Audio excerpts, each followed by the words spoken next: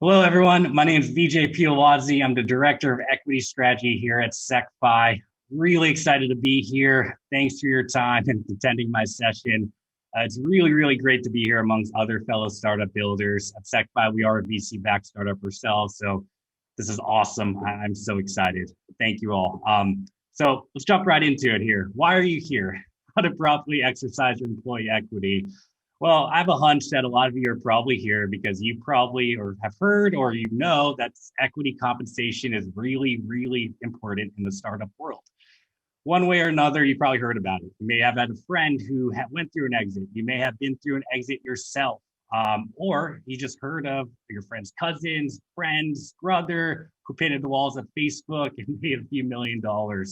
Something like that. Equity compensation is really important in the startup world. The problem with equity compensation, that stock options specifically as part of equity compensation, are insanely confusing. And what we've seen here at SecFi is a lot of people leave a lot of money on the table because of that. Unfortunately, as the title of this presentation alludes to, how to properly exercise your employee equity, there's no cheat code or stock answer. So why are we here? The goal of this presentation is to walk you as the future startup builders of the world. We want to walk you through just understanding your stock options, right? How do you get started in planning your equity? How do you make better decisions regarding your equity? And this all starts with knowing your options. And this pun intended, I apologize. I'm going to be hammering that home here over the next 10 or 15 minutes, but know your options. But before we jump right in, I wanted to give you guys a quick introduction to myself and Secfi, so you know a little more about us. Here at Secfi, in short, Secfi is a VC-backed startup where we help startup employees like yourself understand, maximize, unlock the value of their equity. Over the last 4 years, we've worked with over 80% of US-based unicorns at this point. And on our platform at secfi.com, we house over $10 billion in equity. So how do we help employees? Well, we provide, first and foremost, employee education. That's why we're here today. I'm going to help educate you all. It's part of our team mission to educate the entire startup community on stock options, how to better properly manage your equity, how to make better decisions regarding your equity. We provide online tools and tax planning calculators on our platform so you can plan around your equity and make the best decision for yourself. And vitally, we also provide financing to cover exercise costs. No matter how much you plan, a lot of you have probably been through this before, but no matter how much you plan, there could be a situation where you may not have the cash to exercise, or you don't want to put up that cash because it's a lot of risk on your personal balance sheet. And at SecFi, we help cover the financing so you can exercise your options, and we try to put you in a win-win situation. But enough about SecFi, just to introduce you all to myself. I lead our equity strategy team here at SecFi, where we work with startup founders and employees on a daily basis. Over the last few years, I've spoken to hundreds and possibly even thousands of people just like yourself to help them make better decisions around their equity. All right, so what's our goal of today? In the next 10 or 15 minutes or so, I'm going to help you know your options, right? So again, apologize for the pun here, but this is the goal. And truthfully, stock options are insanely complicated. I could sit here and lecture you about AMT and ISOs, but at the end of the day, you're not going to get as much out of it as if I just gave you some high-level tidbits so you can start planning around your equity. By the end of this, I want you all to start making a plan for your equity if you have it, or know that you have to make a plan for your equity when you do get stock options. So how we're going to do this, I'm going to kick things off with a case study. And so we highlight the stock option problem. And to end the presentation, I'm going to wrap it up with some key takeaways. But I know the audience here probably comes from all different walks of life. Some of you may be at startups right now. Some of you may be joining a startup. Some of you may be founding a startup here shortly. So to level set, I want to kick things off through a fun way to learn. One of my favorite ways to learn, memes. So I'm going to walk through the startup stock option life cycle through a few memes. Great success. So this is really where it starts, right? You granted stock options one way or another. You work at a company or you joined a company as an early employee, you started a company, you're granted stock options. It's amazing. I've heard amazing things about stock options. I've heard my friend, my neighbor may have gotten wealthy from stock options, and here we are, great success. Unfortunately, it's not that easy, right? The excitement quickly dies down when you realize that this stuff is a lot more complicated than you expected. You're going to be granted this option grant agreement with all scary legal language. You probably have no idea what it means. You're going to read through the contract. It's going to mention things like strike prices, vesting schedules, 409A valuations, expiration windows, ISOs, NSOs, AMT, WTF, what the heck is going on here, right? You're going to find out this stuff very complicated very quickly. Hopefully, and most people do this, but they'll do a little bit of research. They'll talk to some friends or people who've been through this before, and they'll also come to the conclusion that this stuff is really expensive as well, right? So just to exercise your options, it costs a lot. So you're going to do what most people do, and you're part of this group. Don't worry about it because it's what most people do, but you're going to put it on the back burner and try to figure it out later. And this is what I call the oh crap moment. You're going to realize your company's growing really fast. There's rumors of an IPO. Obviously, that's a great thing, but you have this stock option problem that you have to deal with. So memes are a great learning tool, but I want to walk through a real life case study with some numbers here to kind of level set so I can introduce the stock option problem. So I know Benoit, who's the founder of Snowflake, is also a speaker here. So I thought it'd be fun to analyze the Snowflake case study. Jake joined Snowflake in 2019 with granted stock options at an $8.88 strike price. Great situation, right? For those of you that don't know, Snowflake, I believe, is trading above $250 as of today. So $8, just under $9 to $250 in a couple of years. Pretty good appreciation on their shares, right? Just to note, these are stock options, meaning you have to pay for them to exercise them, right? And that's problem number one, right? Exercising your stock options is prohibitively expensive. So in this situation, Jake joined in 2019 and 2020, right before the IPO. He's going to need close to $500,000 to exercise his options, right? So first off, that's the 133 on the right of that pie chart there. That's its strike price. You probably knew about that, right?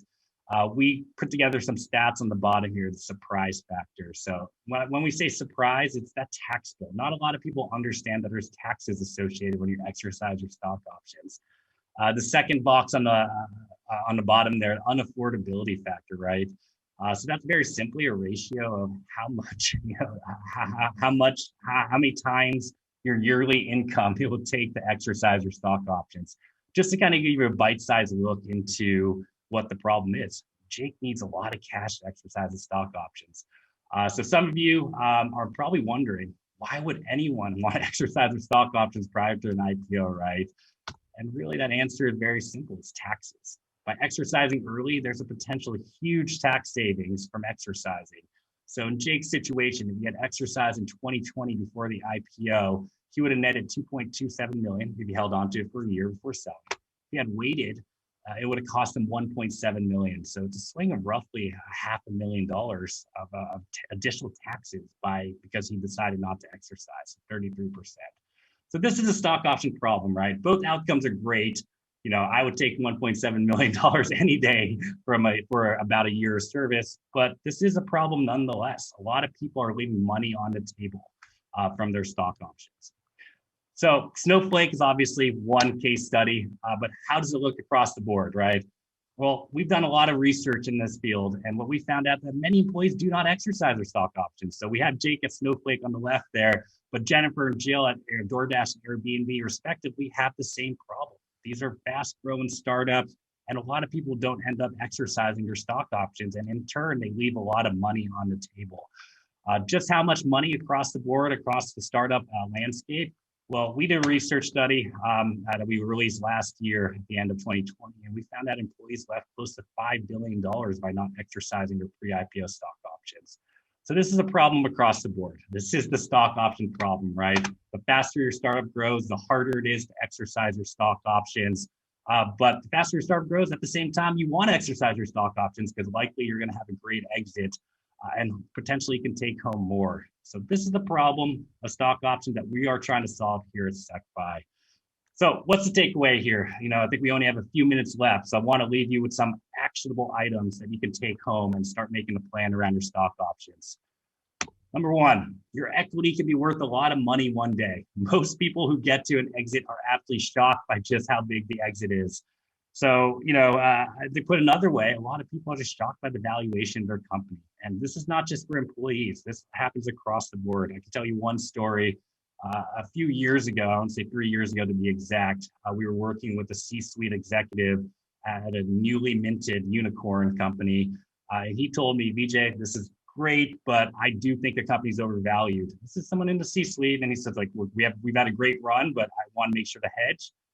We fast forward to late last year, that company is now worth 15 times the last valuation. So, don't feel bad. Valuations are tough, especially in this market. So, but just know that your equity can be worth a lot of money one day. Now, the not so good news, right? Not all companies are made and valued equally. The reality is most startups will fail. That's just the numbers game, right? I wouldn't want to say everyone here, everyone's watching this is going to have work for a startup or start a company that's going to be a billion plus exit, but the reality is that does not happen.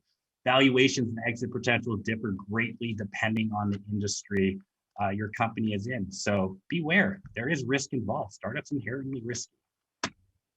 Exercising stock options is a risk reward investment decision. So this is really important. A lot of people don't really understand that it's purely an investment decision, right? The earlier you exercise your stock options, the higher return you'll typically get. The later you exercise it, the less risk, but at the same time, the less you'll take home. It's a risk reward decision. You got to factor in your personal financial situation and your risk tolerance, right? Everyone's situation is different, and you need to make sure that you make a decision that works for you and that you're happy with and you're comfortable with and you can sleep at night with. I wouldn't recommend putting 95% of your net worth into one asset, but if you're comfortable with it, that's your situation and you need to come to terms with it, right? So understand risk reward investment decision. Equity compensation is complicated. I stayed away from the nitty gritty details for a reason here, but there are advisors and tools out there to help. This is going to be for a lot of you, this is going to be the vast majority of your net worth, right? Stock options can lead to be a vast majority of your personal balance sheet. So don't be afraid to ask for help. It's never too early to start asking advisors, talking to people, and seeking out help. It's never too early for that. Just know there are resources out there and you don't have to go at it alone. Make a plan and stay nimble. So this is one where, I'm going to encourage you to make a plan. If there's one thing that you get out of this is know your options and make a plan, right? But you need to stay nimble. Startups change all the time. As you grind through the growth phase of your startup, things will change. You may pivot. You're going to have new funding rounds. Events like 498 valuations can change things. These all have a huge impacts on your stock options. So ask someone at your company if these things are happening, right? Are you guys going through a fundraise? Is there a new 498 coming out? Talk to your CFO, talk to your VP of finance, talk to your equity plan admin, and ask them the hard questions so you can plan around that and make the best of your equity.